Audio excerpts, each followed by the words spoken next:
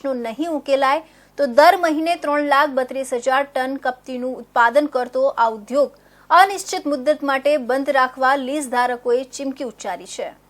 જામનગર જિલ્લામાં 58 ભરડિયા બ્લેકસ્ટોન ક્વોરી ચાલુ છે। તંત્રના કડક પગલાં અને બીજા કારણોસર 20 ક્વોરીઓ બંધ છે।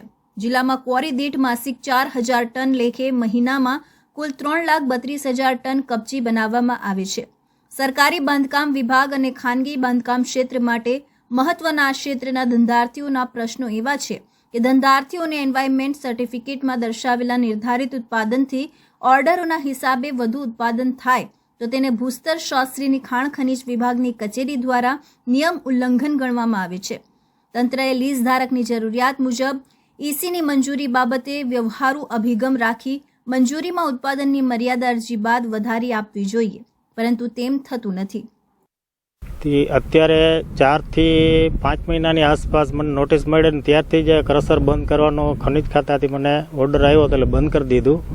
પણ ખરેખર તો મારે 1 જ હેક્ટર લીજ છે અને બધા આરે મને જોડવામાં આવેલ છે।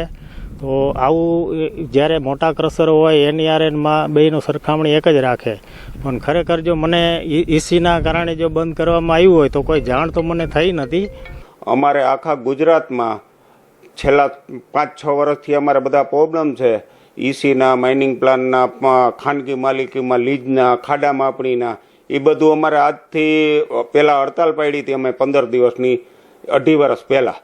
ત્યારે અમારે સરકારે એવું સમાધાન થયું હતું કે ભાઈ અમે આ બધું તમને નિરાકરણ લાવી દેશી, એટલે અમે પાછા ધંધા રોજગાર ચાલુ કરી દીધા હતા।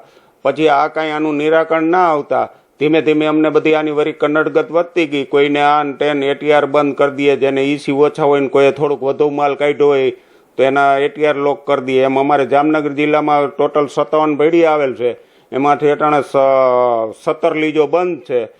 આ જ રીતે જૂની લીઝના સ્થળોએ અને જાહેર હરાજી કરાયેલા બ્લોક્સમાં 1 ટનની રોયલ્ટીનો ભાવ 45 રૂપિયા છે, જ્યારે ખાનગી જગ્યામાં ચાલતી લીઝમાં સીધી ડબલ રોયલ્ટી લગાવવામાં આવે છે।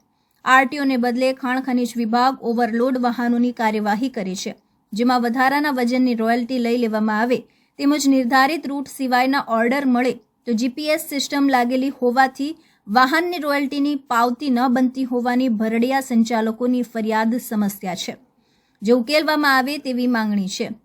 જો ખાણ ખનીજ વિભાગ રાજ્ય કક્ષાએથી યોગ્ય આદેશ નહીં કરે તો આગામી દિવસોમાં લીઝના ઉત્પાદન ઠપ થશે અને માલની હેરફેર કરતા વાહનોના પૈંડા થંભી જશે, તેમ ધંધાર્થીઓએ જણાવ્યું હતું।